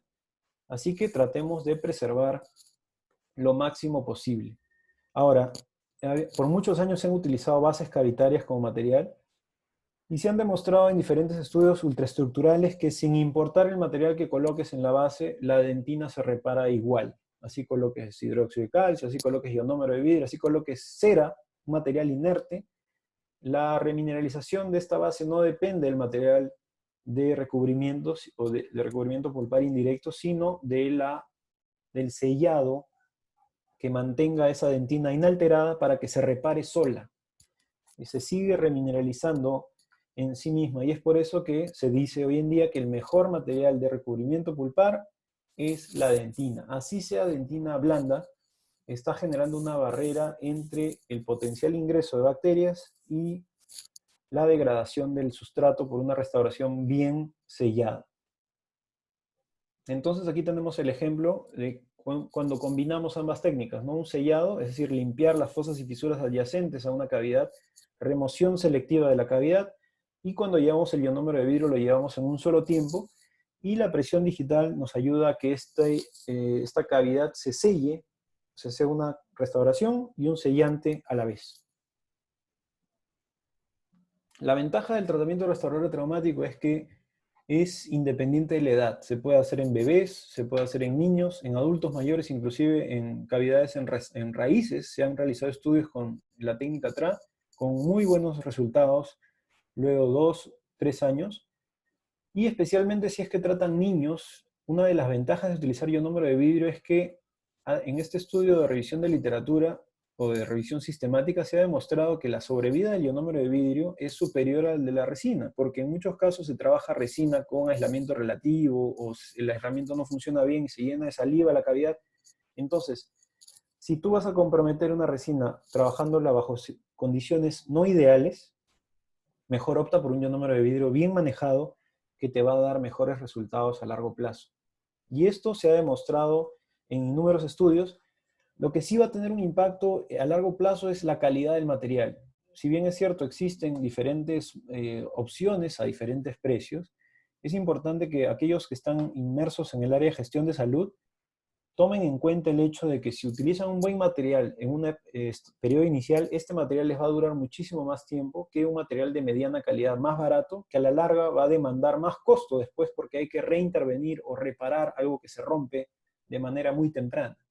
Entonces, no todos los ionómeros son iguales, hay que utilizar ionómeros de vidrio respaldados por la literatura, que hay varias opciones también, no solamente es un material o un producto, sino que hay varias opciones de buena calidad que pueden ser utilizados.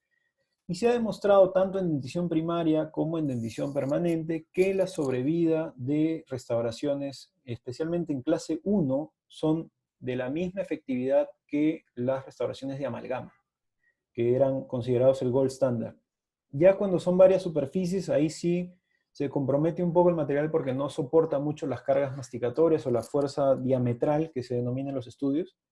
Pero si es una cavidad clase 1 autorretentiva, la sobrevida a largo plazo es excelente para cavidades de superficie única. Ya cuando son varias cavidades, las superficies muy amplias podrían ser materia de un desgaste o una fractura superficial, así que si es que vamos a hacer una restauración de mayor volumen, la idea sería monitorearlo con mayor frecuencia y si se fractura podemos repararla, o si se fractura podemos utilizar resina compuesta sobre esta como un material complementario.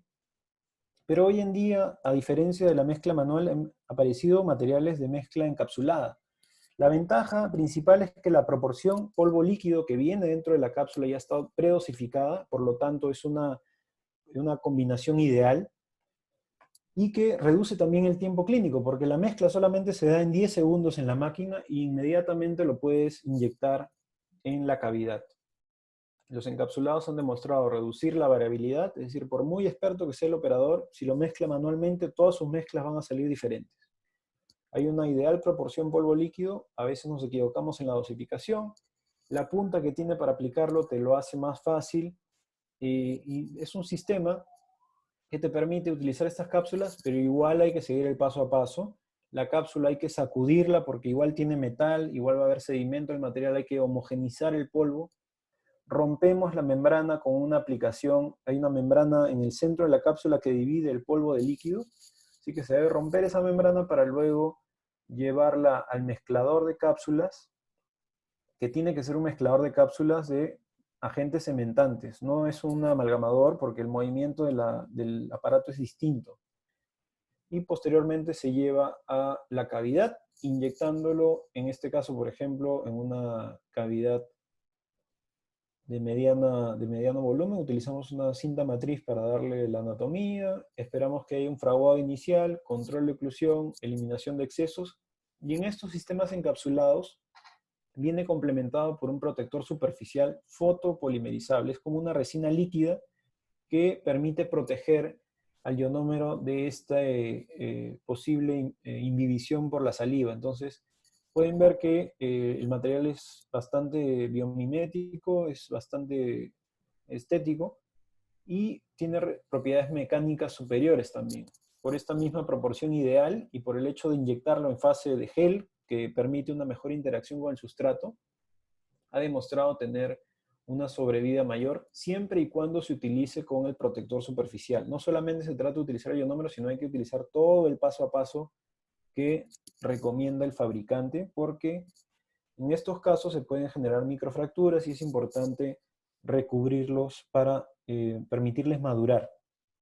Ahora, el gran talón de Aquiles de los ionómeros de vidrio o de la técnica TRA ha sido siempre el uso en cavidades clase 2 o en cavidades de múltiples superficies. Y razón de esto fue un estudio que hemos empezado a realizar con el doctor Joe Frenken en la universidad, estableciendo una técnica modificada para la preparación de clases 2, que es generando unas canaletas laterales, que era lo que se hacía anteriormente con las amalgamas. En este caso, como en las clases 2 hay menor sobrevida, hay que tratar de extender de alguna forma la retención mecánica. Entonces se crean estas canaletas durante la instrumentación manual y luego se aplica el paso a paso con el condicionamiento ácido, lavado y secado. Igual, esto es un trabajo en campo, en un colegio, solamente que tenemos electricidad para conectar el material y cargar la lámpara. Y luego de haber removido los excesos, control de oclusión, se aplica el protector superficial fotopolimerizado y hemos tenido éxitos superiores a el mismo tratamiento sin las retenciones proximales. Entonces, a pesar de que no utilicen la cápsula, si van a utilizar un ionómero convencional en una clase 2, es idóneo que se creen estas canaletas laterales como un medio de retención adicional que ayudaría a la sobrevida a largo plazo. Inclusive si es que el material falla, porque todo material dental va a fallar, la ventaja del ionómero de vidrio es que se puede reparar. Podemos ver que si es que una fosa o fisura se ve expuesta, podemos volverlo a resellar encima del mismo ionómero sin ningún problema, siguiendo el paso a paso de la mezcla nuevamente con el mismo protocolo. Si hay microcavitación en el margen de mi restauración, no tengo que sacar toda la restauración, solamente puedo limpiar la cavidad periférica y sellar nuevamente. Recuerden el principio de una enfermedad biofilm, azúcar dependiente. Si no entra biofilm y si no entra azúcar, la progresión no se va a dar.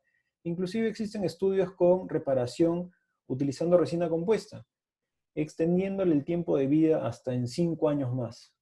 Entonces es un material compatible que sí tiene ciertas limitaciones mecánicas, se puede reparar posteriormente y esto lo vuelve en un material de elección bastante interesante, no solamente para dentición primaria, sino también para dentición permanente. Y como les había mencionado al principio, hay una explosión de artículos en la literatura en estos últimos 10 años a causa justamente de este tratado que se ha llamado la Convención de Minamata sobre el uso del mercurio, que es un tratado de Naciones Unidas para reducir el mercurio de diferentes procedimientos industriales, como el uso en medicina en termómetros, en tensiómetros, y en odontología está relacionado con el uso y eliminación adecuado de las amalgamas dentales. En Holanda, donde hice mi doctorado, desde el año 96 ya no se utiliza y no se enseña amalgama dental en los pregrados.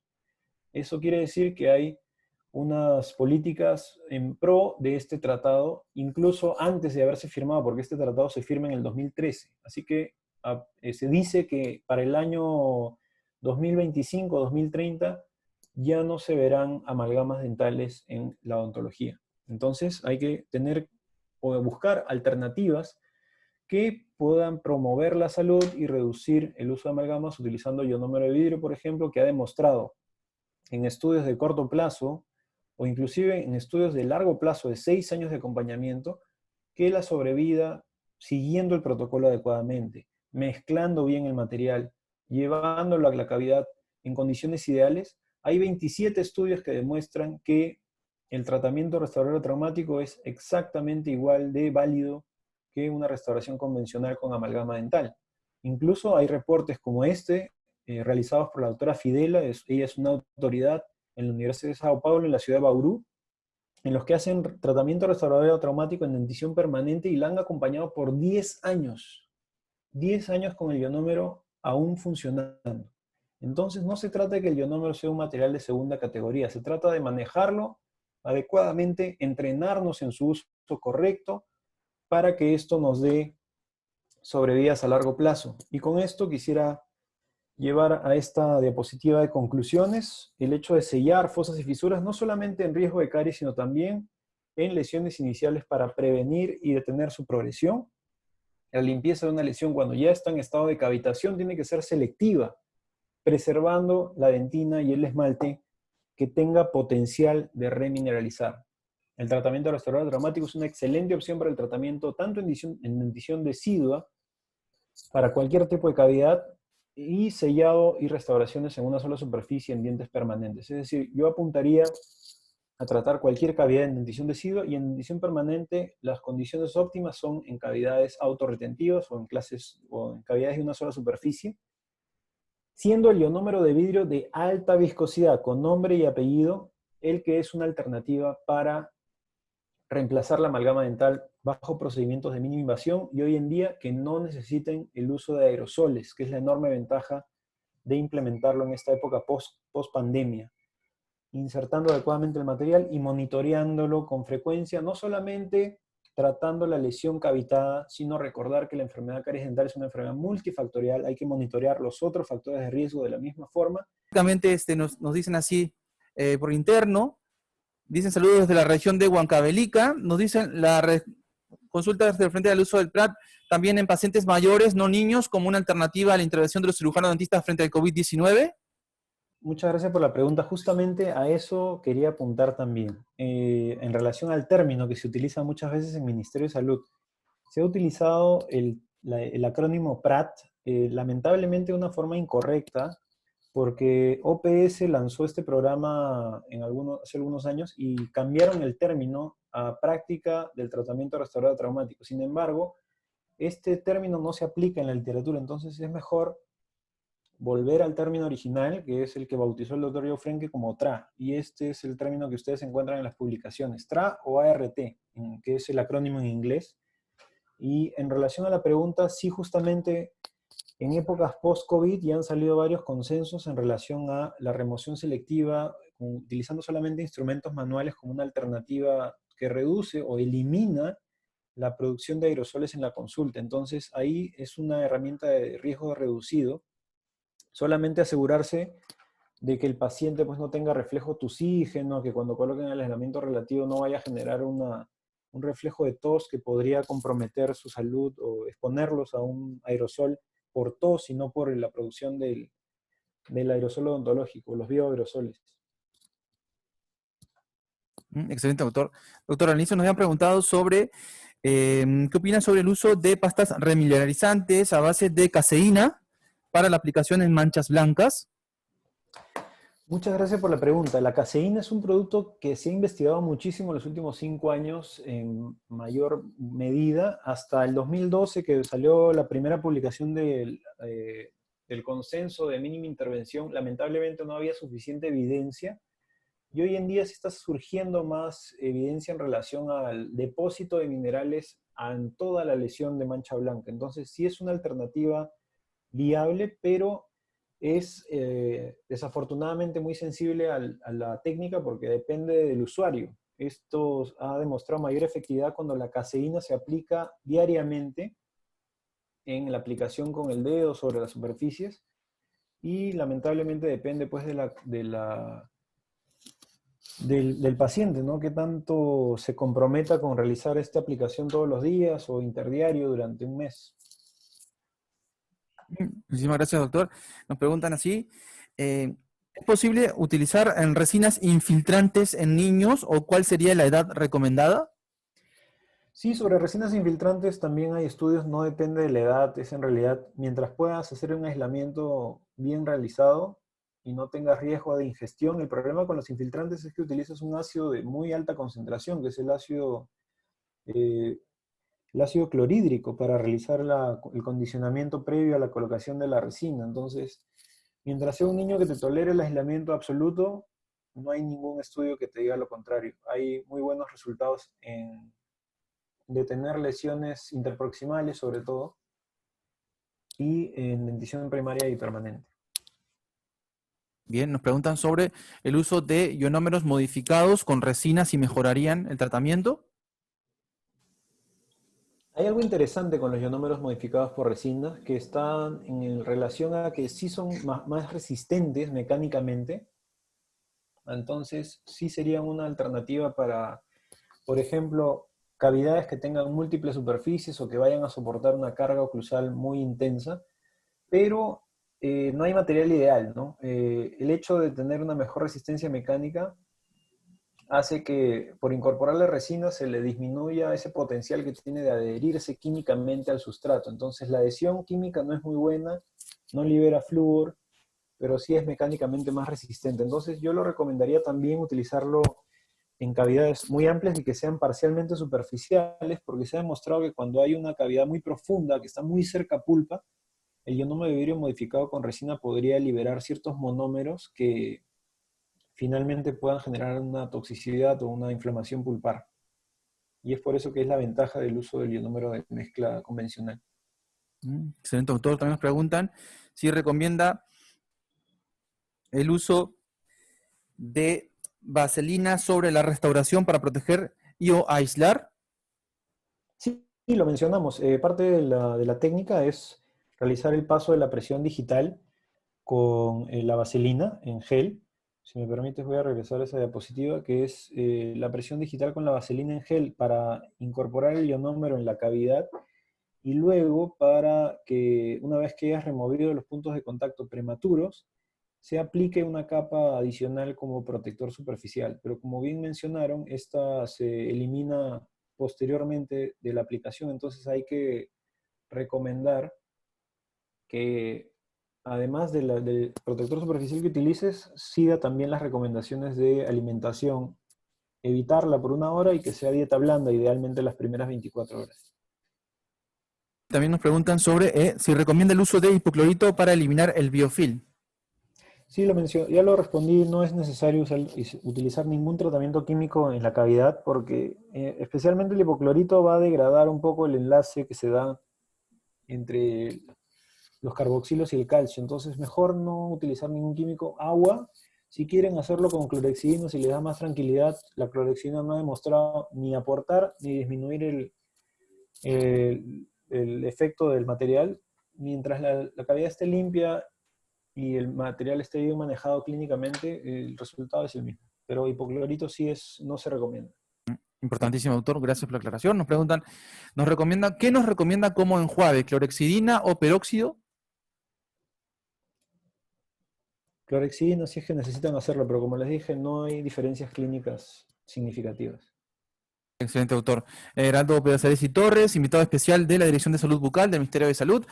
Muchísimas gracias, felicitaciones por esta excelente presentación. ¿Algunas recomendaciones finales sobre el tema de hoy, doctor? Sí, mis recomendaciones finales son reforzar la idea de que muchos tenemos ese paradigma que el ionómero de vidrio es un material provisional o intermediario o de segunda clase.